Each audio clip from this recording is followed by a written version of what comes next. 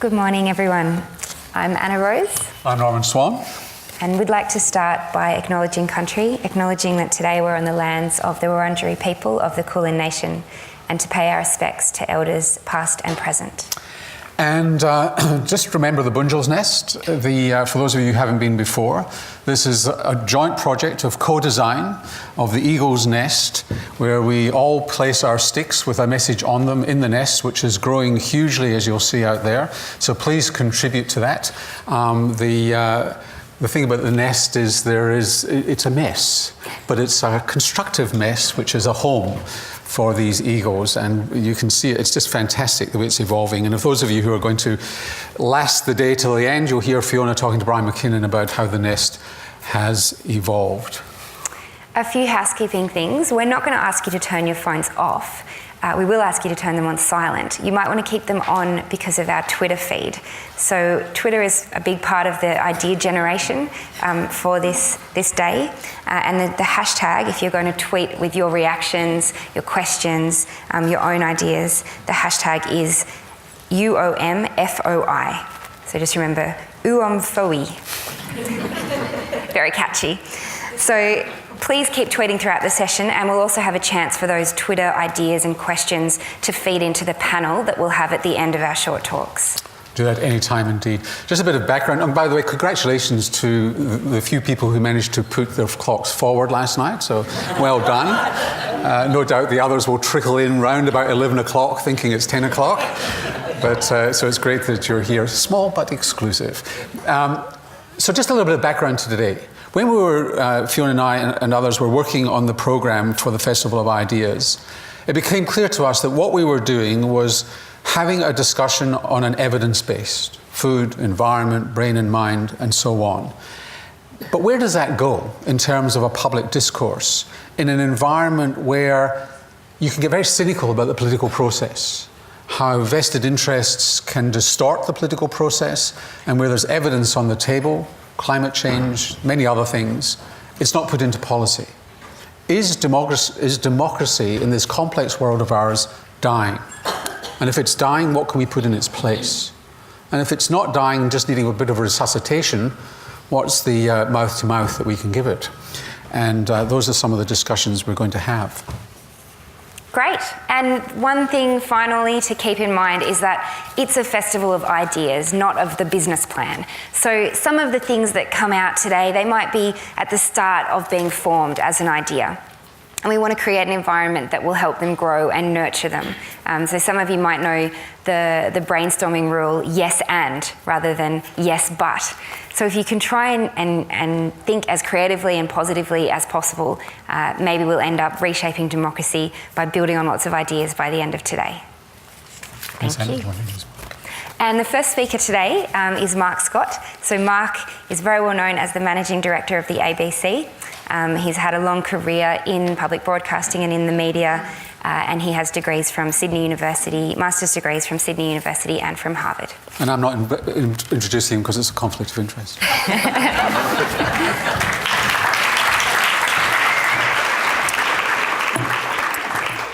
Well, ladies and gentlemen, delighted to be with you. When I grew up, James Dibble was a feature of my household because in Sydney, James Dibble read the 7 o'clock news. And he was the first person to read the news on ABC television, and he continued to do so for decades. And at 7 o'clock, when the majestic fanfare would play out across the country, millions of children would be told to be quiet. And James Dibble would sit at his desk and would read the news. And if you looked at one of those old news bulletins, some of it would look very different to what we experience today, but other parts of it would be very familiar. Ian Henderson still sits at a desk in Melbourne, but we see him in colour now, and he reads less, and we see more film stories from all around the world, and we hear more from reporters. But even though the news is familiar as we know it, the news is in an era of revolution and transformation. The media is in an era of revolution and transformation. And as the media changes, so our politics will change, and so the opportunities for our democracy will change. And I suppose what I wanted to do in my time allocated this morning is talk a little bit about what we're seeing in the media revolution, what that might mean as far as a revolution in politics and democracy might mean, and to tell you that finally I'm an optimist about the future of democracy in a world of digital media.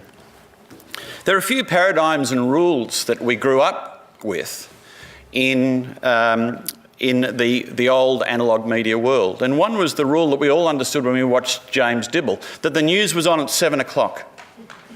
Don't turn up at 7:10 and expect to see the news. He went at 7 o'clock, and it was your responsibility to be there at 7 o'clock to hear the news. And if you were home late, well, that's too bad. James read at 7, get home in time tomorrow night to see the news at 7 o'clock. But now, of course, we understand that the news is available anytime, any place, anywhere, on any device that you like, and that the schedule, as we once knew it, the scheduled timetable appointment for media is now gone.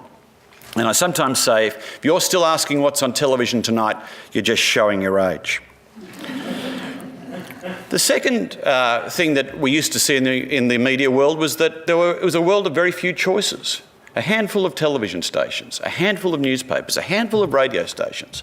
I remember I lived in the States for a period of time and came back to Australia, and if I wanted to read a Sunday edition of the New York Times in Australia, it cost me $20. There were 2 news agents I could buy it from, and it arrived 10 days after it was published in New York. But now, of course, you can read the New York Times before it's delivered in Manhattan. You can read newspapers, journals, blogs, websites from all around the world instantaneously. 700 million blogs currently available online. And the narrow restriction of a handful of outlets and a handful of people deciding what you will read and what you will watch and what you'll experience is all gone. And finally, of course, what the old model suggested was that there were a handful of experts and there were millions of people who would sit and listen and respond in a very passive, one-way, unilateral engagement around what was important. There were the experts at The Age, the experts at the ABC, the experts at the Financial Review. They knew what was important. They told you, you sat there, you listened, you read, you watched, but it was a one-way piece of communication. And that was the world, the old media world, that we all grew up in. And that was the world that framed how politics was broadcast and how political debate took place in this country and countries around the world. I heard the reference that Norman made to evidence-based decision-making. And if you go back into Aristotle, Aristotle talks about these 2 forms of thought. Analytics, using logic being so important where things cannot be other than they are, particularly powerful in terms of natural science. But he also talked about a second road where you needed invention and judgment and decision-making, which was wrapped up in another form of debate known as rhetoric. And rhetoric was the path in which humans designed alternative futures. Analytics was the road by which we diagnosed what already existed, what we already knew, but you cannot analyse your way at times into a future. You have to have an argument. You have to have a contest. You have to have a debate. And that's what politics is all about. Politics is all about creating a language, creating a contest of ideas, and then testing that argument.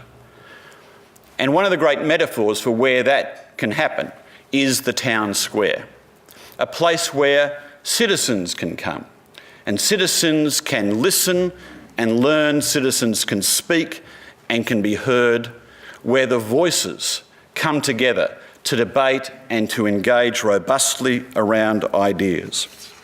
And I'd argue that in a democratic sense, what we're seeing now and what we will increasingly see in the future is the emergence of the media as today's town square, empowering citizens for democracy in a way that they never have been empowered before. I think you see some examples of it in this most recent election campaign. But I suspect when you look at the digital revolution, we'll look back at 2013 and think we were just in the early days. One of the things we saw in this last election campaign is more breadth of coverage than ever before. Certainly we were following the politicians in their high-vis caps and jackets as they were visiting a factory every day. But if you went online, there was more detail about more policies developed by more parties than would have ever been easily accessible to the public everywhere before. There was in-depth investigation and there was analysis on programs like Four Corners and Lateline and 7:30, but the emergence of fact-checking units by not just the ABC but by other outlets put more serious analytical questions around the policy developments by parties than ever before. And it wasn't just the journalists who were asking the questions. It wasn't just those who'd been appointed to the press gallery or hosted their own television show. But a characteristic of the new democracy now is that the audience and the voters have more opportunities of asking the questions than ever before. At town hall meetings, through programs like Q&A, by appearances that politicians are making on social media outlets like Twitter, by the emergence of broadcast programs like Politics in the Pub.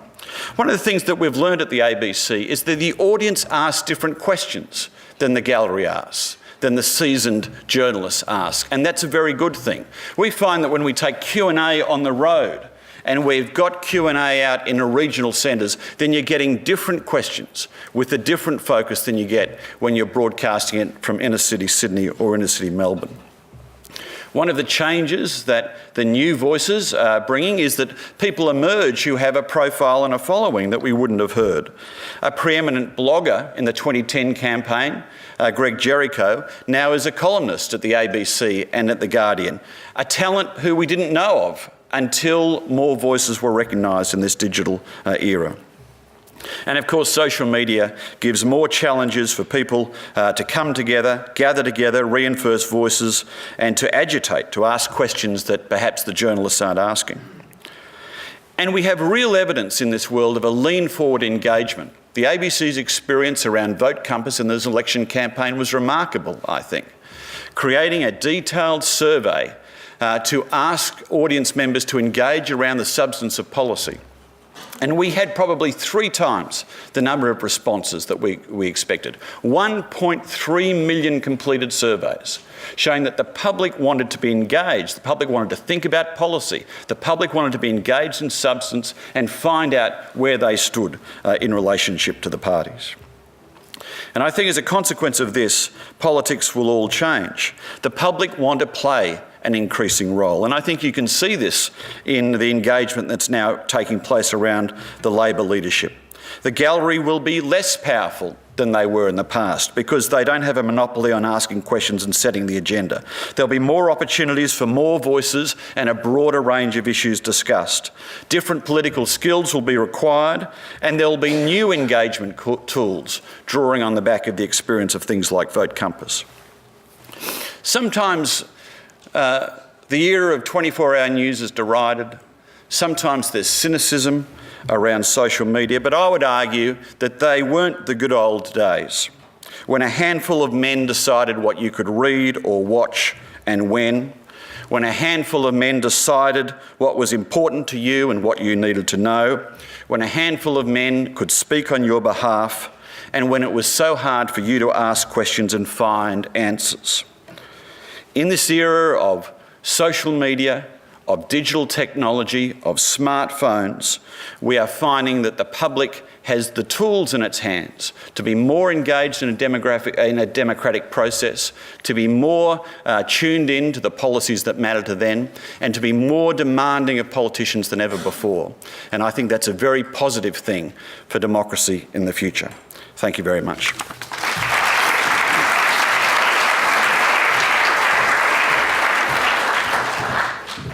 Mark.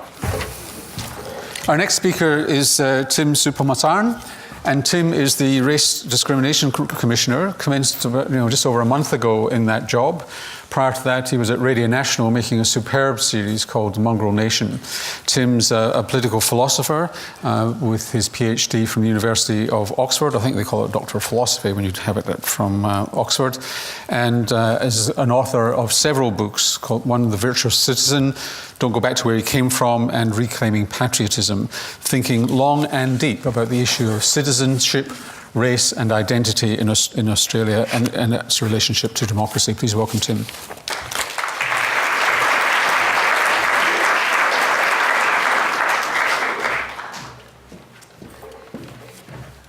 Thank you, Norman, for that introduction. As Norman mentioned, I was until recently a political philosopher at a university. I don't know what you think of when I say political philosopher, but let me tell you a story. Last year I had an encounter with His Royal Highness the Duke of Edinburgh, and he asked me, well, what do you do? And I said, I'm a political philosopher. And he said, well, what does that mean? And I said, well, I research democracy, citizenship, patriotism. And he said, no. What do you do? And I said, well, you mean, what do I do on a daily basis? And he said, yes, what do you do? And I said, well, I sit, I read, I write, and I think. And his response was, and they pay you for this?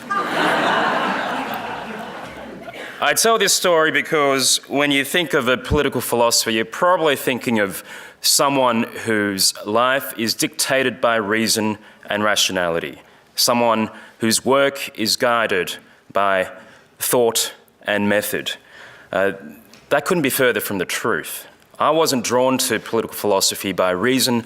I was drawn to political philosophy because of certain emotional commitments and passions. I was drawn to political philosophy because I was passionate about fighting racism, because I believed in working through what a multicultural Australia meant.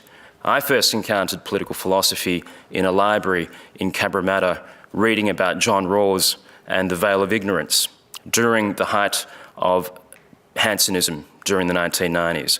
That's where I came from, and it had nothing to do with reason at all.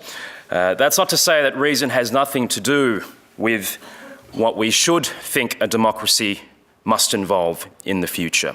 Of course, there should be reason and rationality. Of course, evidence counts in how we conduct our political debates and contests over policy. But I also think emotion counts. Moral commitments count. And evidence sometimes isn't enough. So that's my proposition for you today. In our democracy and how we must deal with questions of multiculturalism, and how we must deal with questions of racial prejudice and discrimination, we cannot leave the task to reason alone. We must also rely on our emotions, because a good polity is one that feels compassion for suffering. It's one that feels anger at injustice. And as citizens in that town square, we must be prepared to appeal not only to intellect, to the head, but also to the better angels of our nature, and that's our hearts as well. Let me say this about multiculturalism and racism, because I think they are very good case studies for how we shouldn't conduct debates guided by reason alone. And I'll start with multiculturalism. At the moment, there's a lot said about multiculturalism and its supposed failures. Certainly, if you look to the experience of Europe, you hear the likes of Nicolas Sarkozy, Angela Merkel, and others, David Cameron, saying that official multiculturalism has failed. It's led to divided societies, social segregation. It's time for a more muscular form of integrating immigrants. And if we're not serious enough about this challenge, if we're too complacent, then multiculturalism may well threaten our Western civilization, may well threaten the values of the Enlightenment. We have people here in Australia saying that the lessons of Europe are ones we must heed at the moment. If Australia does not act quickly to change its ways, then perhaps we're bound to repeat the mistakes in Europe. So this is a sense of the rhetoric, the emotions that are involved. This is not an issue that is conducted always with detached, cold reason. It's one that fires up passions. Now, when you look at how the defenders of diversity have approached this question, I think you see an interesting scenario. People say, well, how can you not like diversity? I mean, what kind of person are you if you don't like difference? Are you a racist? And they leave it at that. So that's their emotional appeal. Now, I think that's the wrong way of arguing things, not least because you can shut down debate very quickly. But I also think the friends of diversity can very often resort to the barrage of facts that they have at their disposal. People can point out, well, let's just look at the facts. Let's look at the evidence. You've had 7 million migrants arrive here over the 6 or 7 decades, and we don't seem to have systematic problems of social cohesion. No, in fact, if you look at the facts, if you look at the evidence, if you look at the studies done by the OECD, you find that the children of immigrants, in fact, outperform the children of native-born Australians. There's not a problem with ethnic ghettos. There's not a problem with integration. How can there be a problem with integration if 80% of those who arrive as migrants within 10 years end up taking out Australian citizenship? Compare that with Europe. Look at the facts in Europe. If you go to a university in Berlin or Paris and look at the faces that are looking back at you, you're going to find a pretty homogenous crowd looking at you. Certainly in Sciences Po, certainly in ENA, certainly at Humboldt University. If you walk through any university in Australia, you're likely to see first or second generation Australians looking back at you from the lectern. Now, I think those facts are pretty compelling, but those facts alone aren't an adequate response to some of the other emotions at play. I, for one, certainly think that there's a bigger story that's been missed by those who rely too heavily on just the evidence.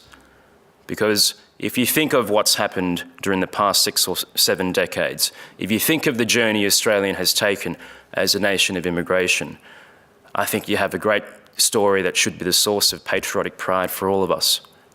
In what other country has a country transformed in the space of 2-3 generations from being a country of almost homogenous stock to being one in which 45% of Australians were born overseas or are the children of immigrants, where 1 in 5 of us speak a language other than English at home? Now, for me, there's something emotional about this. This should give us pride. Our multiculturalism has been a nation-building project. It's been a social miracle, and would be selling things short if we were just to focus on the culinary innovations that we've managed to develop during the past 6 or 7 decades. It goes way beyond that, and it goes to the heart of our nation as a journey and to our values of citizenship. Let me say this now about racism and about how democracy should be conducting conversations about racism. Emotions play a big part here again. You try raising the question of racism in a measured manner in public debate, or even in a private conversation. It's hard work. Why is it hard work? Because emotions are at play. When you raise the question, you dare to use that word, racism or racist, the inevitable response will be, are you accusing me of being a racist? What are you saying about me? Are you saying I'm morally deficient? You have no right to judge my character. You don't know me. And immediately, you have a stalemate. There's not much you can do. Now, you can try and argue on the basis of evidence now. You can say, well, we know from the research that about 20% of Australians experience race hate talk. About 11% of Australians report that they've been excluded from the workplace or from social activities on the basis of race. About 5% of Australians have experienced physical assault on the basis of their race or skin colour. I can give you those facts. But is that going to change people's minds? I suspect those facts alone won't.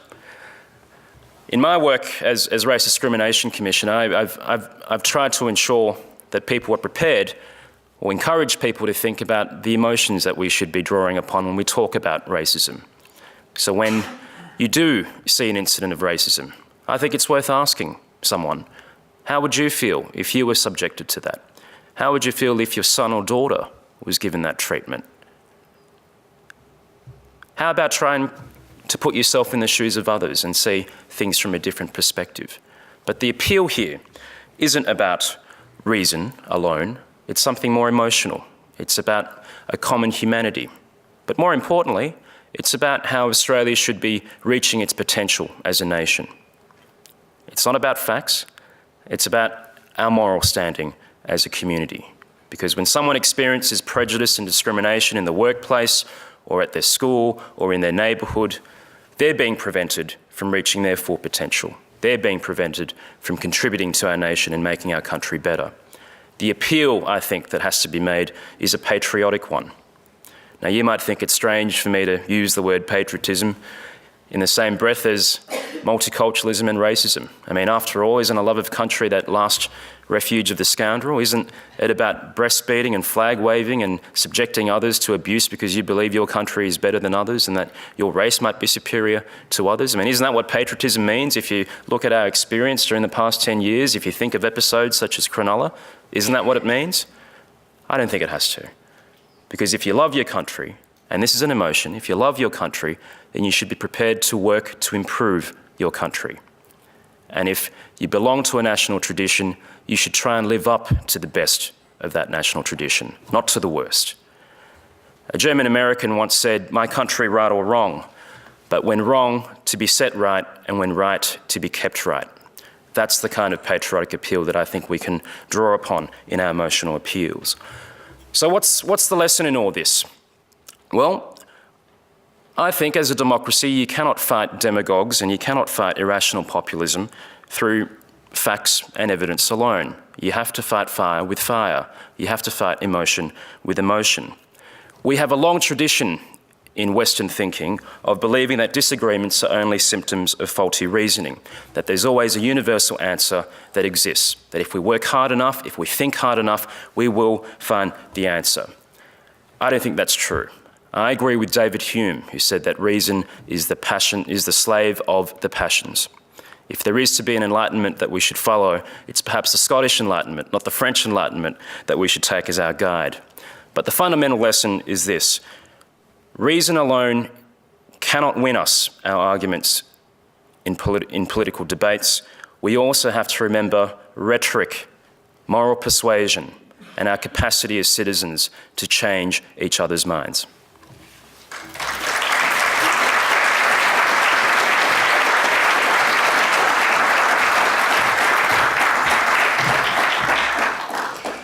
Our next speaker is Professor Lawrence Gostin, who is the Director of the O'Neill Institute for National and Global Health at Georgetown University.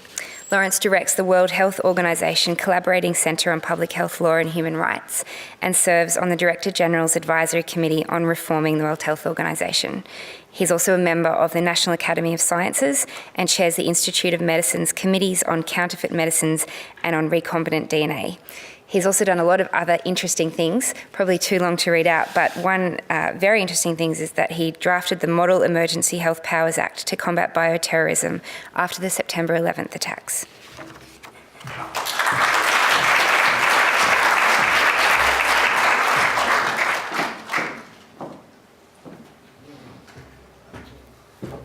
Thank you. I'm very impressed that you all did make it up this morning, and this is my second talk at the festival, so I thanked Fiona last time. I can do it again. Fiona Stanley, just a great Australian leader. My field is global health. It's not democracy, but I think about democracy in relation to health, as you're going to see. And my proposition is that deep social, economic, racial inequalities in a society are corrosive to democratic values. I'm not suggesting, and my argument isn't that we can't tolerate some inequality in our society. I think often we must. But there is a tipping point. And at that tipping point, I think it undermines our democracy. So in order to defend that proposition, I want to use some evidence, maybe some emotion also. I'll then talk about three justifications for this view. The first is a theory of democracy. You know, why do we form governments through democracies? What is the whole purpose?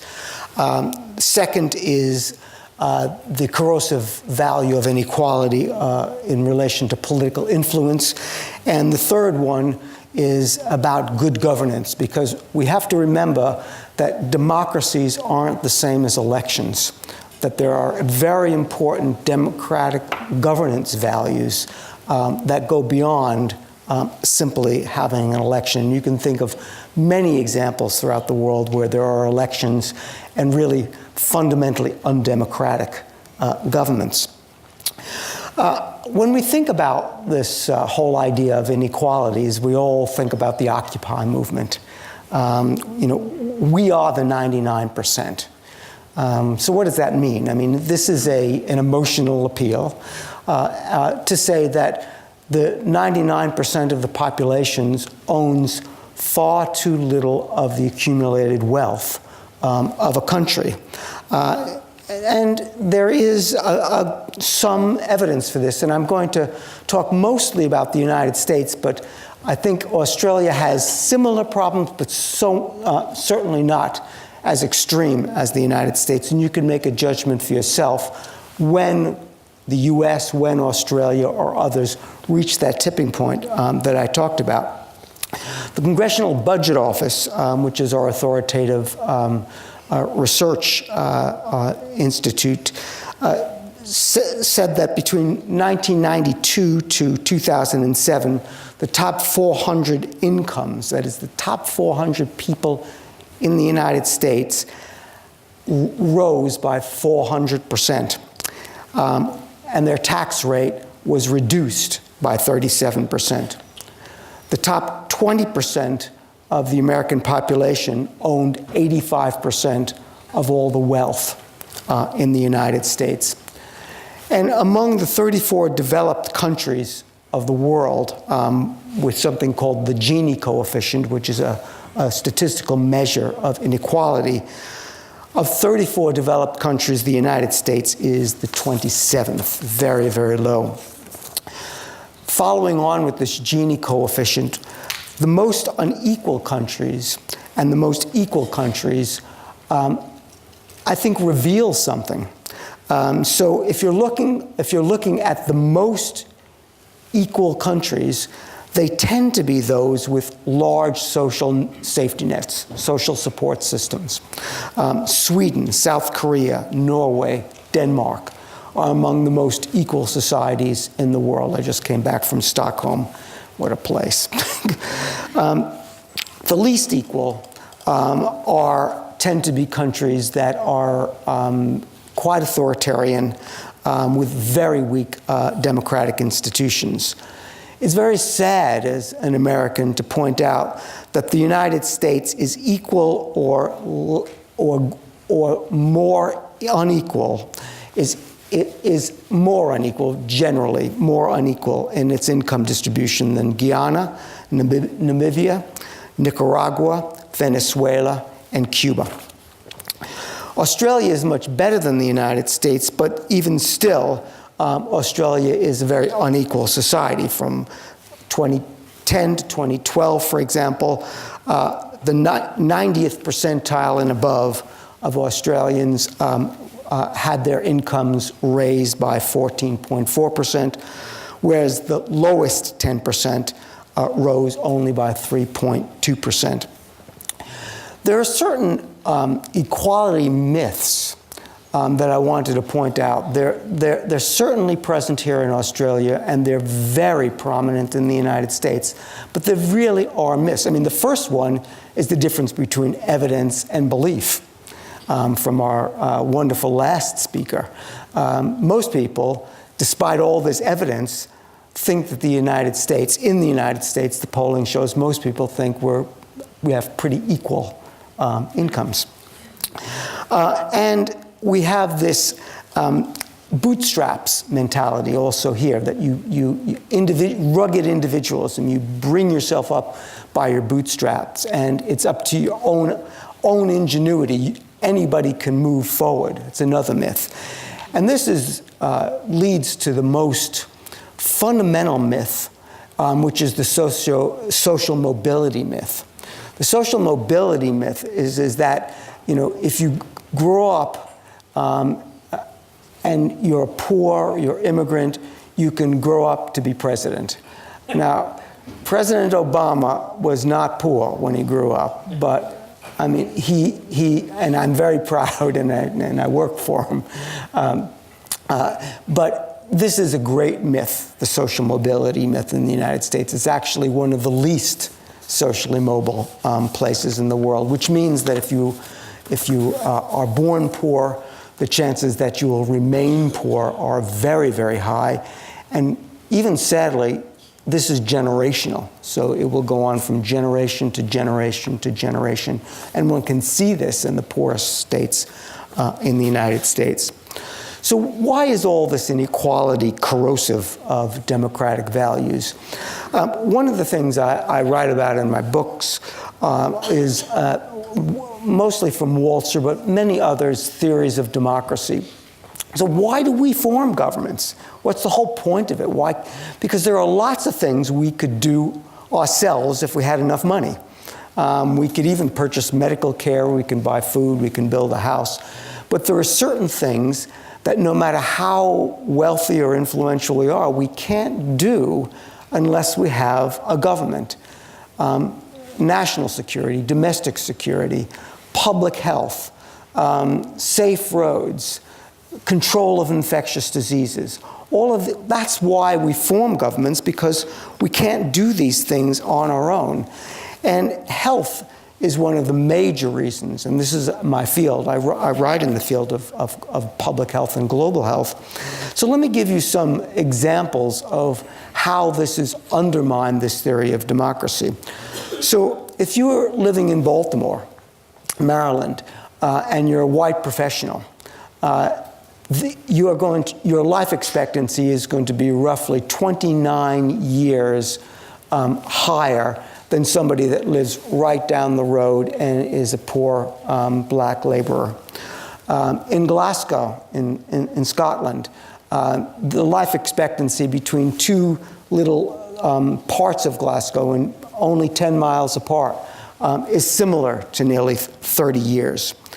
If you look at the Aboriginal communities, it's astounding. I've been spending a lot of time with Native Americans and American Indians, and I've been stunned. But the data actually show that as bad as their health is, and the American Indians' health is bad, it's actually not as bad as some of indigenous populations around the world.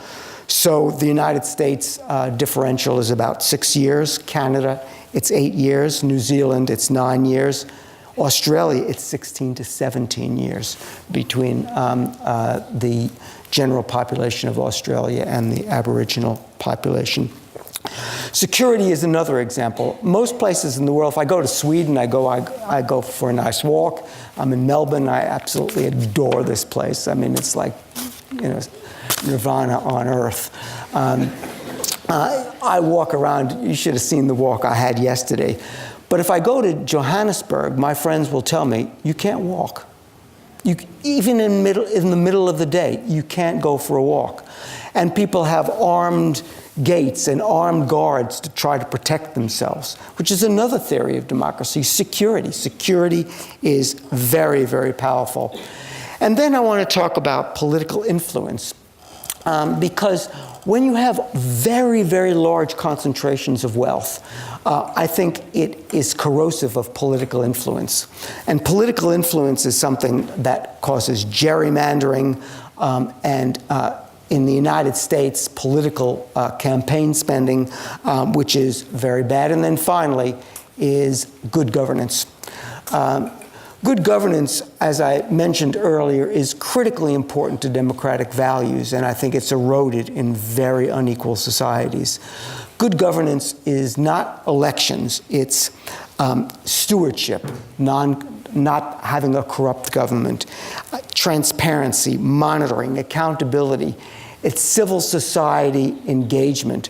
In truly strongly democratic places, we value our civil society, we strengthen them, we don't block them way down. So for all of these reasons, my proposition is that at a certain tipping point, you have very deep social, racial, and economic inequalities that undermine our democratic values. And in order to improve democracies, we have to make for more justice and more equality. So democracy, equality equals justice.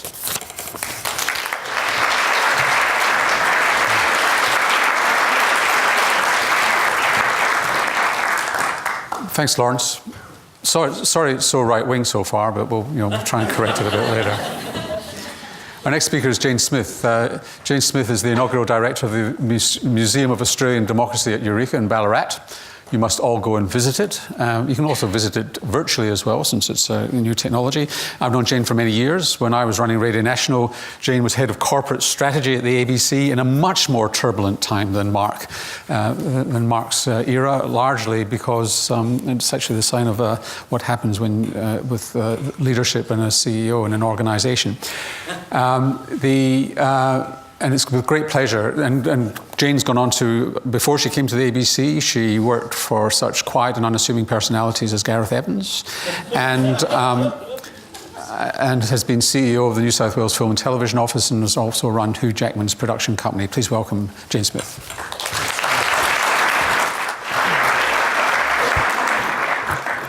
Thanks, Norman. Good morning. In a stable, prosperous country like Australia, it is really easy to take democracy for granted, and it's become somewhat of a dirty word, especially for the millennial generation born 82 to 2003. In 1999, the Australian Electoral Commission decided to stop door knocking to actually confirm that the electoral roll was correct and that people actually were living at the address they said they were. So by 2010, we actually had 1.5 million Australians who were unregistered to vote, and 70% of them were under 25. There were some changes made to the Electoral Act, and last year, including being able to enrol online, and we still have 1.2 million adult Australians unregistered to vote, and 46% of them are under 30. The Lowy Institute have been looking at issues of democracy for the last couple of years, and their research for this year shows that for the millennial generation, only 48% think that democracy is the best form of government. Yet we know that that generation also cares deeply about things like human rights and equality. The Lowy Institute researcher Alex Oliver actually asked the question in Indonesia, India and Fiji, and came up with the conclusion that Australians of that age are the least wedded to the idea of democracy. Millennials make up a third of the world's generation, and according to the Australian Bureau of Stats, it's 30% in Australia, and the boomers, who of course can't be quiet and step aside, only make up 20%. The millennial generation eschews political parties but supports issues and causes. According to MTV's research, Australian millennials are typically tolerant, open-minded and happy, but only 3% trust and 6% are inspired by their government. So the main influences for the millennial generation are family, friends themselves, celebrities and sports stars.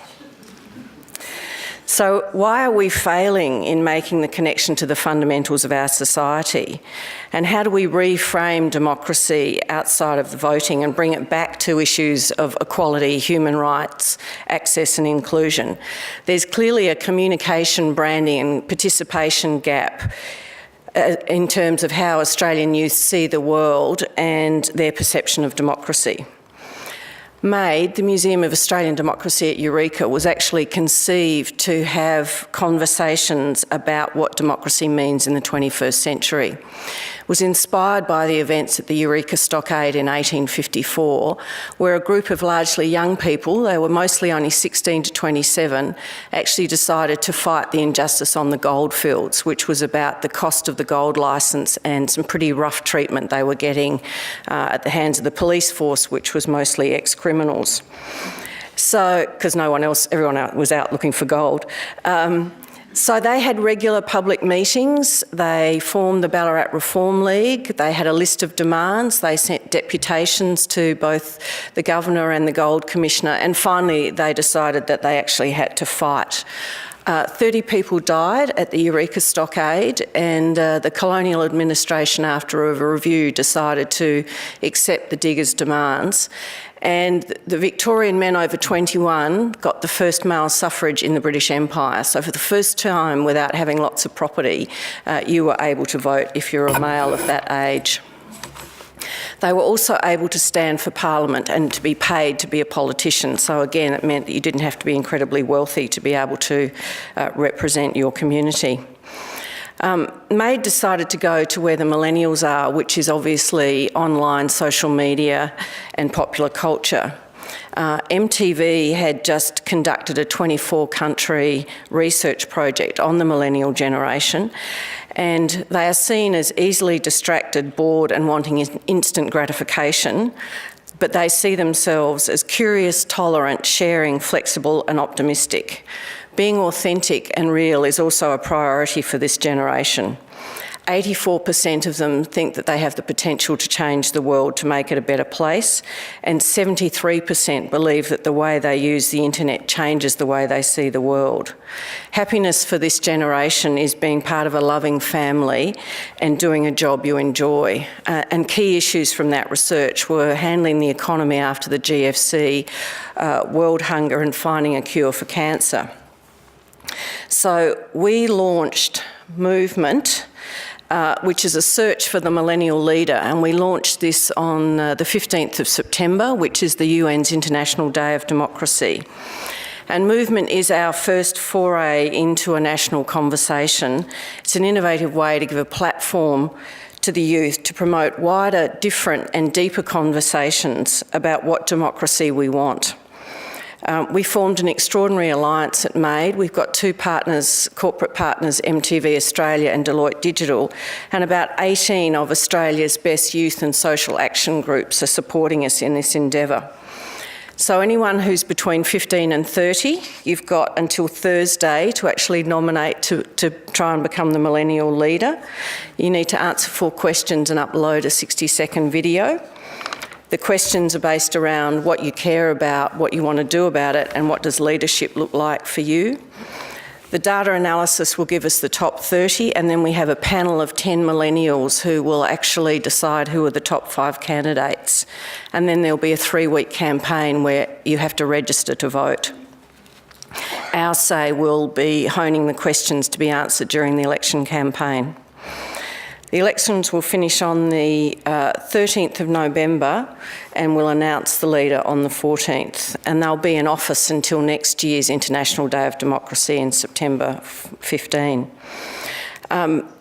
The millennial leader will actually get an experience that money can't buy. They'll spend up to 2 weeks in the House of Representatives in Parliament House in Canberra with a film crew, and they'll get to talk to politicians and lobbyists and the media and all those other people that make decisions there.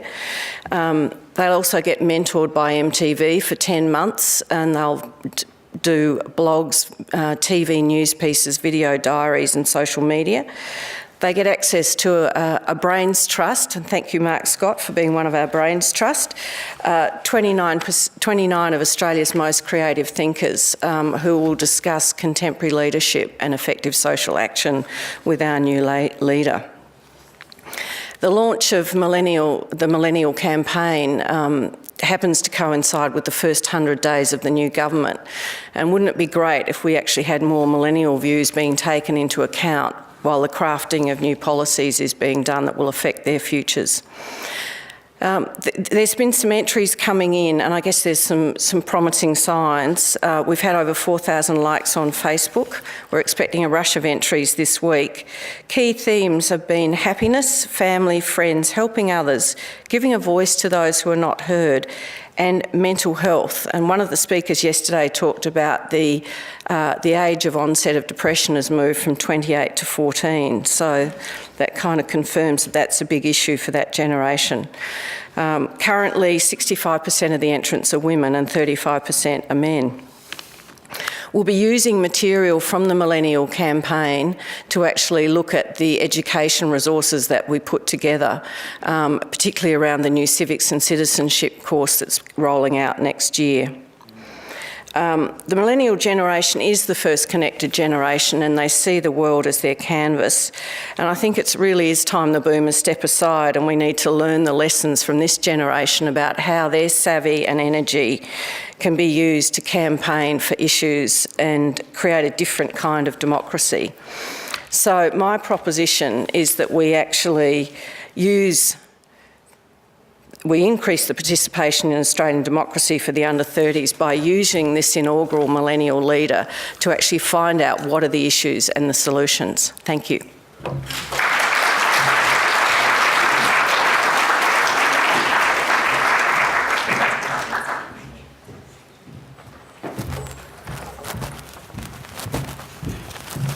Thank you, Jane. And we should also note it's a big welcome to viewers from the Museum of Australian Democracy at Eureka who are tuning into this session in Ballarat via video. So if you're watching, welcome. Our next speaker and our final one before the panel is Professor Helen Sullivan, who is the Director of the Melbourne School of Government here at the University of Melbourne. Professor Sullivan's award-winning research focuses on changing state-society relations and modes of interaction, and she has a particular focus on collaborative governance and management, citizen participation in decision-making, and public policy analysis. And she's published widely on this topic, is the author of a number of books, including Working Across Boundaries and Power, Participation and Political Renewal.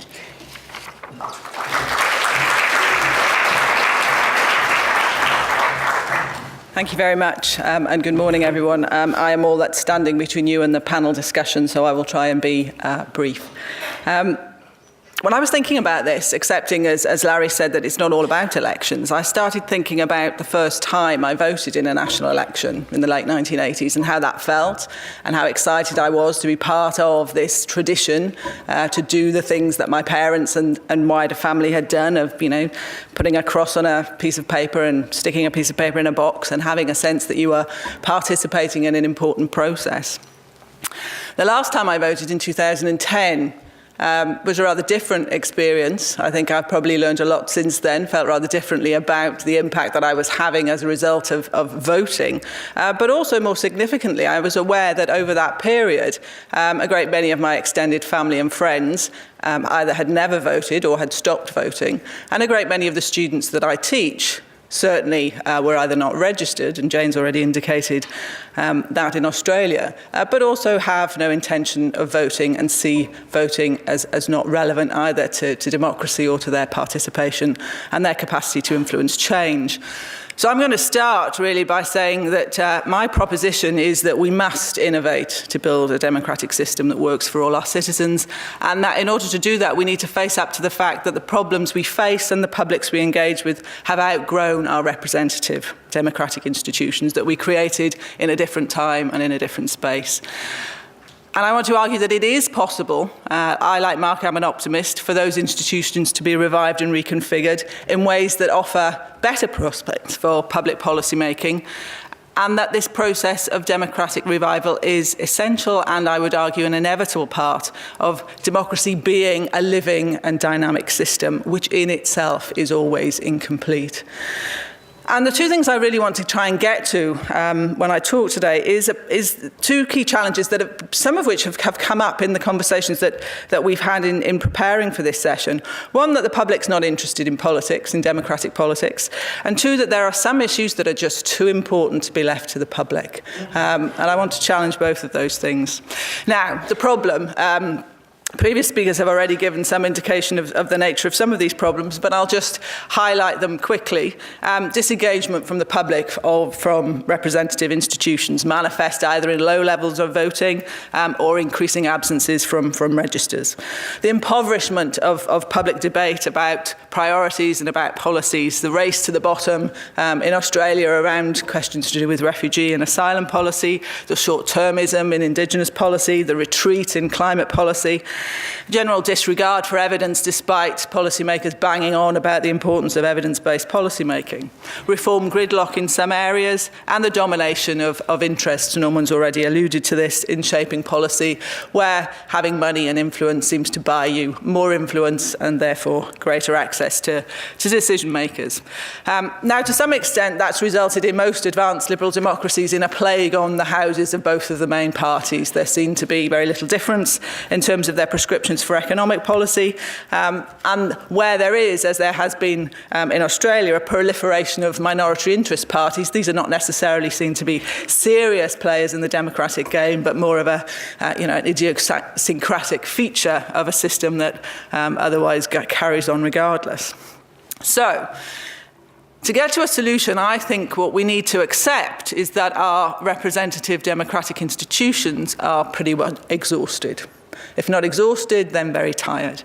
And they need to be replaced by something else.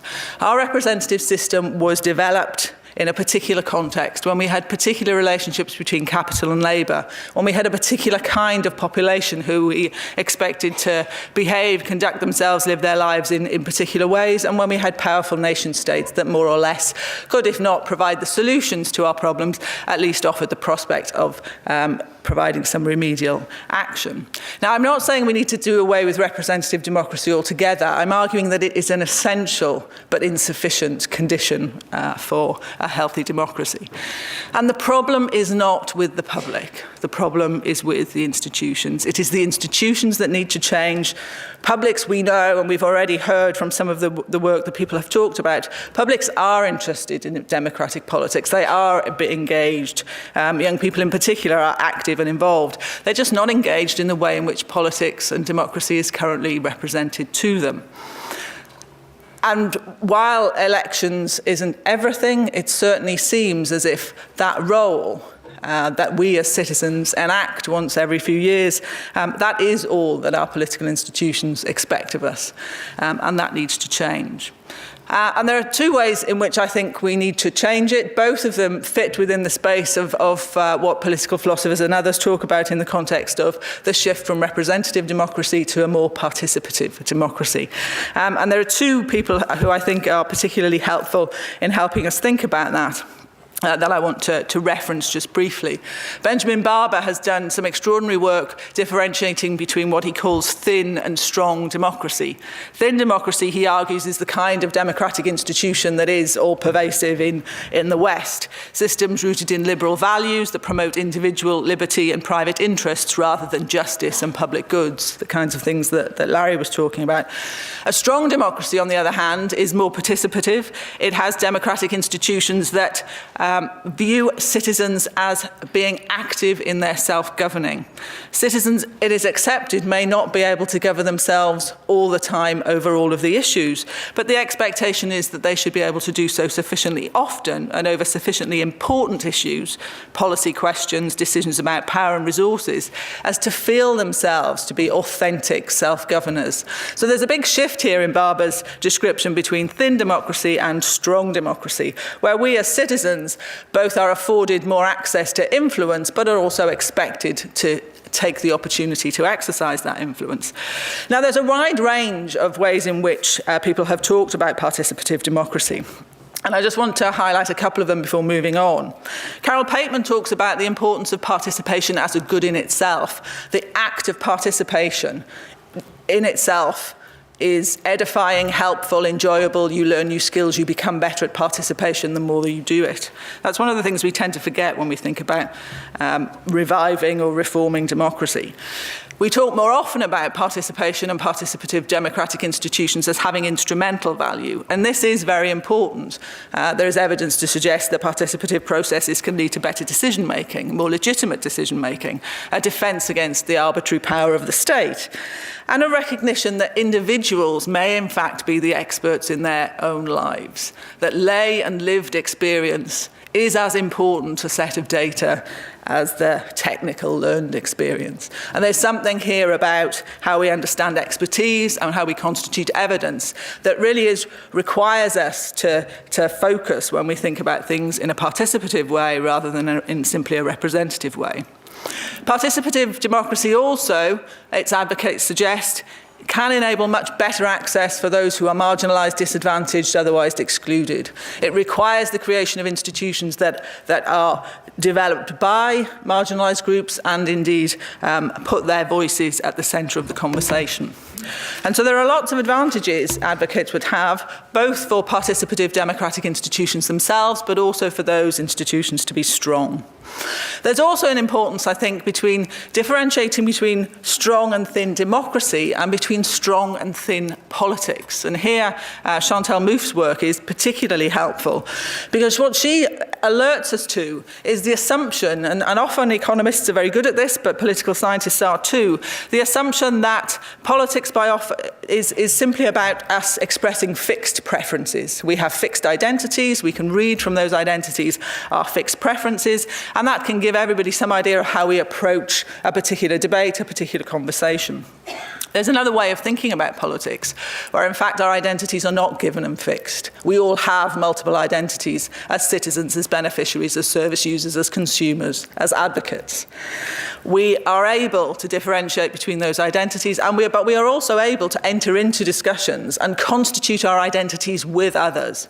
That we can, in fact, change our minds, come to new views, use our experience and the evidence that we have to exercise good and sound judgment. So strong politics allows us to do that in a way that thin politics doesn't. My argument is that existing institutions, the existing system can support democratic innovation. Innovation does not have to come from elsewhere, although it can. And I know I've got 30 seconds left because I've got my clock here, so I'm going to ignore Norman for the time being. And there are a number of ways in which you can do this. Popular assemblies, such as the assemblies that led to the participatory budgeting process in Porto Alegre, where representative and participative institutions came together very successfully to allocate money, significant amounts of money in budget terms, and involved marginalised publics. Mini-publics, so forums that are constituted on more or less randomly selected grounds, where people do engage in things like deliberative polling. This has been used very successfully in British Columbia to actually review and renew their electoral system. Direct democracy, very popular in the United States, and increasingly e-democracy, and we have some very good examples of that here in Australia. The value of all of these things, of all of these innovations, depends very much on their ability to deliver democratic goods, and we can argue about what those are. But it would seem to me to include things like inclusiveness, popular control, considered judgment, transparency, transferability, and efficiency. And the examples that we have do point to evidence that citizens do want to engage, and that they have the potential to do so and to address complex issues, providing the institutional setting is right and the resources are available. Thank you.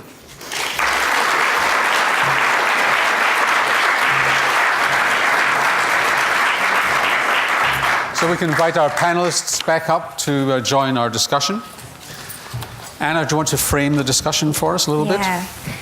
So with the panelists, we're going to now explore the future. We're going to assume that we are in the year 2033 and that everything they've been suggesting, we've got this fantastic movement leader from young people, we've got a media that's working well, we're using emotion in public debate, we've solved inequality in Australia, we've innovated to fix our democratic system. What does it look like? And importantly, how did we get there? What's happened? You can be as creative as you like, but what's happened between back in 2013, those old days, and where we are now in 2033? So, Mark, Tony Jones is long gone. And you're doing a great job replacing him, Norman. Thank you very much. I started when I was 14. No, seriously, how does, just picking up on Anna's challenge, where does your village... Look, I mean, I suppose, reinforcing what I said earlier, I mean, I think one of the great challenges for politicians is to really have deep insight and empathy into the public, into the voters, into those who they're representing. And the great opportunity, I think, in this digital era is the ability for these new tools to be generated that really allow the voice of the public to be heard, the insights of the public to be heard, and them to be available for politicians to engage with in a significant way. And not just through a once in 3 year voting cycle, not just through a random sampling of a couple of thousand people in opinion polls, but in almost for politicians to have more of an ongoing dialogue and engagement with the public around substantive issues. And I think an increasing portion of the public's willingness to engage in such tools now, I think, is already evident. The ubiquity of those tools to make it possible, I think, can now be seen, and I think that will be clearly a feature of our democracy in 2035, an ongoing dialogue with the public as a whole. So, Helen, in 2034, there's somebody gets hold of a fully automatic weapon, and there's a massacre in Flinders Street Station. And we've got this participative democracy that you've lauded for years, and they vote for capital punishment. And my understanding is that in 2013, if the same had happened and you'd had participative democracy, most people would vote for capital punishment. So where does participative democracy get us in 2035? One would hope, because we are allowed to assume that, you know, everything's been put in place and it's going well. So my response to that is that that's not what would happen in 2035. The consequence of... You sound like an economist. Or a politician. But that's precisely the point. I mean, one of the reasons we always argue against participative democracy is we say that we can't trust the public to make that right decision. Now, I think that sometimes we can't trust the public to make the right decision, not because we can't trust the public, but just because we're not actually ever prepared to have the conversation amongst ourselves, drawing on emotion and evidence and all of the other things that people have talked about to really get to a reasoned and emotional conclusion. So of course I can't say to you, and of course you can say to me, it's your hypothesis, that's what the participative democracy has come up with, what will you do about it? Of course that wouldn't be my preferred scenario, and I would hope that the participative processes that we had would not lead us to that point. I would hope that the public would be able to come to a different conclusion. But if that was the conclusion that the public came to, then, well, one of two things. Either you would have suspended all other forms of democratic institution, and so that would be where you would go, or you would say there remains, as I argued, an underlying representative system that would, if you like, seek to hold itself responsible for some of those more fundamental decisions. But again, that has to be a decision, I think, that the public come to when you're setting up these kinds of processes. Are there things that we can't trust ourselves to be good enough about? Okay, I think. I wanted to help you. Because I do believe you're right that participatory... There's a bit too much hope going on in this panel. Carry on. That participatory democracy is a better way, but participatory democracy doesn't mean majority always rules. There's also democracy as a constitutionalism. There are certain constitutional principles that can prevent majorities from doing grossly wrong things, whether it's capital punishment or whether it's racial discrimination. There are certain lines, I think, that majorities cannot and should not cross, which is perfectly consistent with a healthy democracy. We had a question or a comment from Fiona Stanley. And while the microphone's coming to Fiona, but this is where emotion leads you, Tim, is to rule of the masses and turbulence, and we'll go for it and ignore the evidence. I'm not sure what the corrections are. That's if you let emotions alone rule. Now, what I'm arguing is that emotions have to be part of the picture alongside evidence. But it's not about choosing between evidence and emotions. And I'm with Larry in affirming the importance of liberal democracy. We don't live in just a democracy that's understood as a process alone. It's not about aggregating preferences or about a mere mechanism for decision making. There's an ethos involved in this as well, and rights and responsibilities matter. And if I go back to Anna's original question, it's not so much what democracy should look like in 2033, it's what democracy should sound like in 2033. What gets my craw is the narrow language in which democracy is conducted at the moment. It's economistic, and you would be led to the impression that the only thing that mattered in our democracy today is economic reform and productivity. We cannot confuse means with ends. Morality matters, and we shouldn't be afraid of drawing on our moral convictions and commitments, because our liberal democracy is about ethos as much as it is about process, and it's not about a good economy but also a good society. So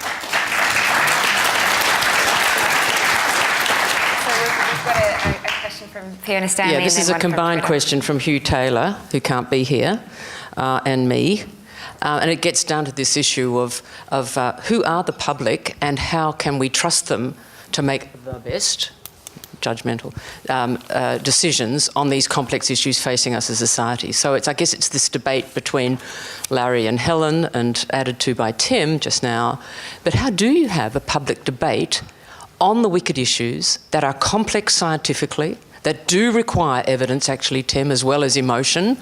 I mean, Tony Abbott now thinks he has a mandate to turn back the climate tax, the tax.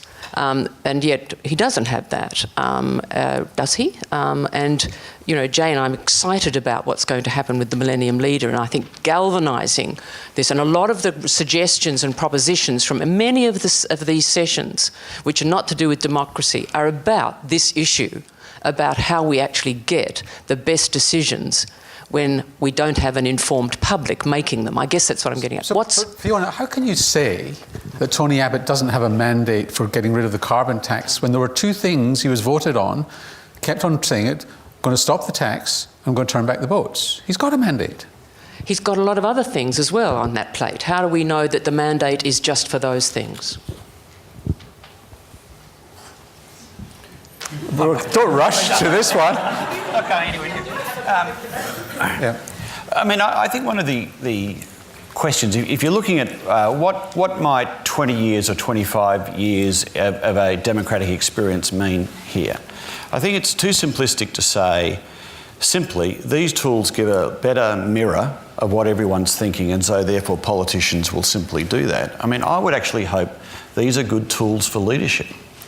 That if at the moment you have a political discourse which is simply saying, well, what do the public think and how do I frame policies for them to accept that, I think you can make an argument that there's plenty of that that's happening on both sides of politics now. But if you go back to the capital punishment example, I think the question is, well, why? If in fact we feel that that's not a healthy thing for a society to do, to have capital punishment. And I think capital punishment is a very interesting example. Now you run surveys on capital punishment in Australia today, and still often they show a majority of Australians support capital punishment, but there has been an agreement across the political spectrum not to advance that because there's an agreement that that's not in the interests of a modern society. So if in fact we still have a suggestion that the public would support capital punishment, what I hope these tools would do was give you real insight into what are the factors that are driving that fear, that insecurity, what's the lack of awareness about what the real consequences of capital punishment mean, and how can leaders really use greater insight, greater understanding, greater empathy of the public that these tools generate to really shape a discourse and shape an education of the public necessarily, and to actually show some leadership. How does the public need to be led? And so I don't think it's simply, let's put up a big mirror, let's find out what everybody wants and let's do it, but how do you have a more sophisticated and educative engagement using these tools? We've just got a question from Twitter before we'll go to Lawrence. James? Microphone. Microphone. You might want this. Roz is getting glad she didn't go to the gym today. So. A number of tweets have asked, how is this new democracy fought off the idea that no vested interest, individual or business will be made worse off by a policy change? Jane? I don't think you can ever make those kind of blanket statements. You know, obviously every time there is some kind of change, there will be a change of circumstances. But, you know, the debate really is about what is the value set that's going to be sort of operationalised in the future. And I agree with some of the earlier comments. We've actually lost sight of talking about values, and that's a prism that we actually view the world through because it's been about economics and things like that.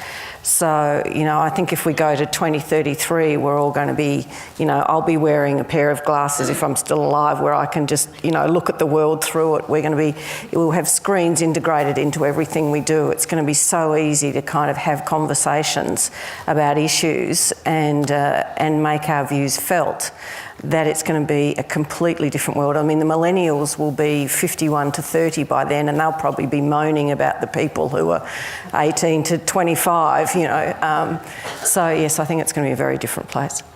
But isn't it slightly naive thinking that what you're going to be seeing through your rose-tinted Google specs is meaningful issues rather than the latest celebrity?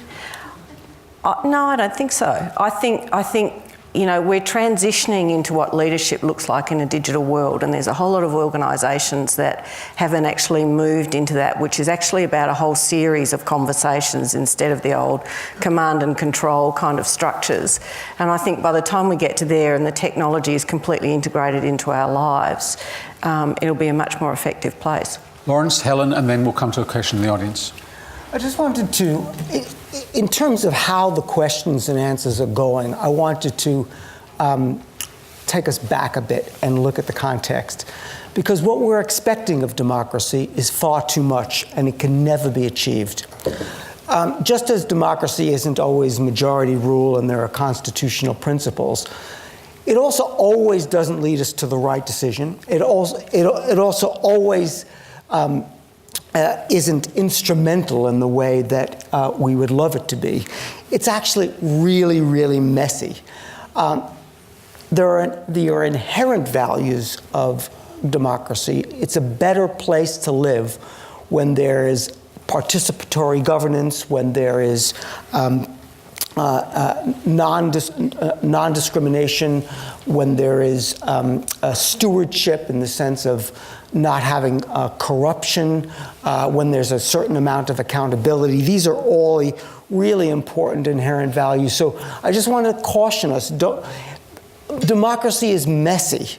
You know, Winston Churchill said, you know, that democracy is just the least bad, and he said of the United States, they'll try everything wrong, but until they get it right. And democracy is just messy. We don't want to ask too much of it.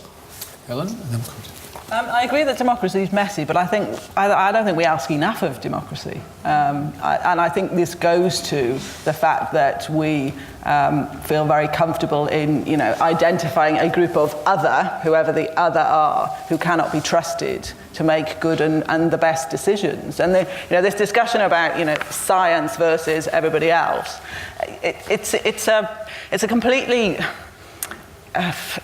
wrong way of looking at the world. Science is not immune from politics. You know, science is as much a political construction as anything else. Scientists believed not that long ago that women's brains were inferior to men's. You know, that was science. Well, they believed that till 1 o'clock yesterday afternoon in the Brain Mind Day. So I have a worry both about, who is allowed to speak in democracy, and too often it's people who look like us and not anybody else. I also have a worry that we don't expect enough of democracy, although I absolutely agree it's messy and it doesn't always give us the best decision, but it gives us the decision that we're prepared to live with for the time being. But I also just wanted to quickly, because I know other people want to come in, to counter this idea that, you know, somehow, you know, social media and the like has just generated this fascination with celebrity and sports stars and being wealthy and famous. For all of that, there are many, many people, young people, older people, who use social media for incredible things, to be connected, to engage in political debate, to do really fantastic work. And so I think, you know, it's very easy for us to get hung up and cynical about the latest technology and how that's leading us all to hell in a handbasket. But actually, there are just as many good and important things going on with it that we choose not to pay attention to. Anna, sort of crossing the line here in terms of co-chairing, but I mean, there's a disconnect there, isn't there? So you've got all that conversation going on, but not necessarily intersecting with the political process. Yeah, well, I mean, we understand now that we have this thing called the filter bubble, where you go online and you see the kinds of things that you want to see, and you're not exposed to, once there was a news and you were exposed to a whole range of different issues. I go online, I'm a climate change activist, I see all the latest climate change news. I don't see celebrity stuff, but I have other friends who only see celebrity stuff. So in 2033, perhaps we've figured out a way to get past the filter bubble and to use social media so that when I log onto my phone that I actually get asked questions from my local government, my state government, my federal government, and that feeds into something and then leads into something bigger. Yes. In my opinion... You'll need to hold the microphone really close to your mouth, sorry. In my opinion, the so-called direct democracy government of Switzerland is the best form of democracy in the world. Have you looked at Switzerland? And could this political system become the democracy of Australia? In my opinion, it is very important that we have referendums here, that we could overturn decisions that the people in charge make. I guess that's referring to citizen-led referendums. I think those mechanisms can work well in small communities, places like Switzerland, and lots of these mechanisms work well when they fit in with the prevailing political culture of a place. If you look at the political culture of Australia and our experience with referenda, you will find that very few succeed, and that's because of the design of the referendum mechanism in our Constitution. Our Constitution was designed by its framers to be a very conservative document. In that sense, I suspect there's a real tension here between the political culture of Australia and political cultures of elsewhere where citizen-initiated referenda would work well. If I can just say something about what Anna was saying before and your question, Norman, I think we need to resist the acceleration of time and the speeding up of things if we are to do democracy well. One danger we must resist is this danger of being able to do something and do it quickly. To change people's minds requires a lot of effort, a lot of time, a lot of dedication, and perseverance. Democracy is going through a change at the moment where the old representative mechanisms, the old days of joining a membership organisation, of debating motions constantly, again and again, week in, week out, for a decade or two, before you get that resolution that will lead to that policy change, I don't think my fellow members of Gen Y are necessarily going to have the patience for that kind of political activism. But yet if you don't have that patience, you don't have that perseverance, you're not going to be able to change minds. If you look at advocacy that's effective, it takes place over a generational span. The kinds of arguments about the role of markets, for example, these arguments have been made day in, day out for 30, 40, 50 years, and we can forget that time frame when we think of democratic change. So, Francis Fukuyama is arguing currently that the history of democracy is really, it's a middle-class bourgeois phenomenon.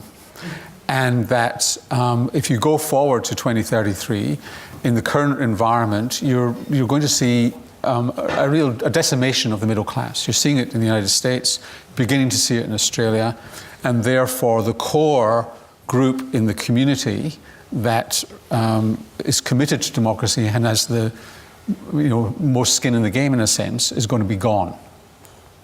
And therefore, what's left? I don't think I accept the premise of the question. I mean, in my experience, democracy is as much a working class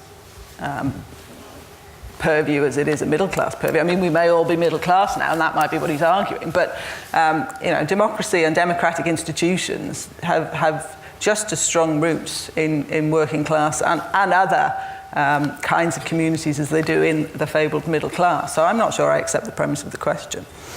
Tim? When you look at bourgeois democracy, a lot of that picture is an idealised picture.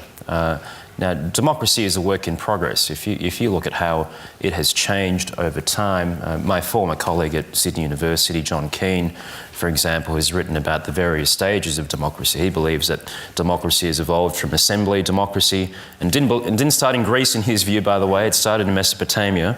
That's John's view. Assembly democracy to representative democracy to what he sees as an emergent monitory democracy. And I think his thesis has some validity in that it outlines how democracy isn't something that's fixed. And if we are looking at democracy in the 19th and 20th century, yes, it has been something driven by industrialisation and the West and the creation of the middle class. But we know that there's a shift going on here towards the Asia-Pacific. And that's going to have some implications on democracy too. Perhaps it's time that we start paying closer attention to the democratic innovations that are happening in Asia, because there are innovations happening there. So Mark, what's your view on this when you look at the demographic change and planning in terms of public sector broadcasting? Well, I was thinking of it, Norman, back in terms of the question that came through on Twitter, and a sense, an assumption, I think, behind the question that the power of vested interest groups, the power of big money, the power of those of the political elite will get stronger and stronger over time. I think that's a rosy depiction of the democracy of the past and a pessimistic view of the future. I think if you read the great political biographies of the past, you read Caro's biographies of Lyndon Johnson and the like, you realise that through the last century or more, powerful money, powerful interest groups have had an overwhelming impact on policy, politicians and decision making. And I would have thought that, again, with these new tools that we see now, the ability for a collective voice of the public and their concern to be a counterweight to where the money has been and where the influence has been is more likely now in the future than less. So you look at the debate that's happening in New South Wales at the moment around coal seam gas. You have a Conservative government significantly restricting the development of coal seam gas, while there's powerful vested interests, business money and investment money that's there ready to go, because of the voice of the public that is seeming to generate this concern. And so the tools that exist now for the voice of the public to aggregate and to be heard, I think, are far stronger than ever before as a powerful counterweight to vested interests and vested money. Yes. Hi. I wanted to see if I could take the direction in a slightly different way and ask a question about the politicians. I think, Helen, you mentioned that we can't necessarily trust the people, but I wanted to ask about trusting the politicians. And the question is, and the example is, I don't know if anyone's watched the Letterman show in America, but recently he had a segment where he highlighted something like Idiot of the Week, as in the politician who didn't vote for gun reform despite having more than 90% support in their electorate. And so my question is, the politicians make the decisions on our behalf, but then what we believe and what they believe is often two different things. So I wonder how we can make democracy fit in that sense. Well, politicians are people too. So,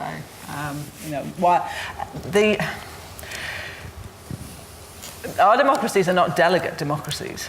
They're representative democracies. So that politicians make decisions on a whole range of things. Now, the problem that we have is that what appears to influence politicians seems to be a variety of things that are almost entirely disconnected from a political base that we feel and we understand and a discourse very often that we're engaged in. So I think and for me that's partly why participative mechanisms are so important, because they offer the counter. They both offer a counter to politicians making decisions on very narrow grounds, but they also offer politicians opportunities to have informed discussion, debate and decision making from a variety of arenas in a way that they perhaps currently don't, particularly in the US. So I don't think it's all entirely the politicians' fault. I think it's something about the way in which we've constructed and reconstructed the system. But I do think that the answer is to augment representative democracy and the role of politicians with a much wider variety of participative mechanisms. Turn on your phones, get ready to vote. It's going to come up shortly, but we'll continue the discussion while you're voting. Lawrence, Mark, and then I think James has got some. I mean, in answer to that question about a politician who doesn't vote for gun control, despite the fact that 90% of the American public want it, and despite the fact that it's morally incontestable, in my view. Why would that politician do that? And I think that gives you a good hint about why the American democracy is broken. It's because that politician who's doing it is not accountable to that 90%. They can't do anything to get that person out. That's fundamentally flawed democracy. What he's more worried about is the money that he could get spent against him or for him, and also that he's been so gerrymandered, and I'm saying he because it's usually he's, so gerrymandered that their particular concern in their constituency is to vote for gun rights. And that's just a perfect example of why democracy is broken. And the way we fix it is by making for more participation, better representation, and also, frankly, more equality among the population. I think what we're increasingly seeing in an Australian context is increased voter awareness about the individual person that they're voting for, a breakdown of traditional, I suppose, class-based voting, and a sense that more voters now feel that they are swinging voters and they will cross the line that they traditionally had far more often. There's a great piece of research that talks about the personal polling power of individual politicians in this last election and looking at the gap between their House of Representatives vote and the Senate vote in the same constituencies. So Tanya Plibersek and Malcolm Turnbull are the two politicians who emerge with the strongest personal following. And if you look at the results seat by seat, you see there's a story that goes to strong local politicians, strong personal vote, strong following. And that's, I think, another thing that we're increasingly going to see as the decades roll on, more accountability individually for politicians in Australia about their voting records and their performance. James, question from Twitter. Microphone down the front. Need a microphone down for James. Does the lead time between policy action... Wait for the microphone, sorry. Thank you. There's a tweet come in asking, does the lead time between policy action and outcome, combined with an electoral process, make short-termism inevitable? Jane, do you want to pick up on that? Look, I think obviously there are structural mechanisms that make it difficult to change things. I think as we go forward, if we're going back to our 2033 scenario, I think there will be much more issues focused, and I guess it'll be interesting to see whether that whole fixed term 4-year focus gets shifted as well. Because I think there could be pressure to actually do it quite differently, because we're going to have a lot of things that will just coalesce around particular issues, and maybe parties that are themed around particular issues, which would then make the implementation of change, I suspect, more effective. And just one last question. Yes, you've had your hand up patiently for a while.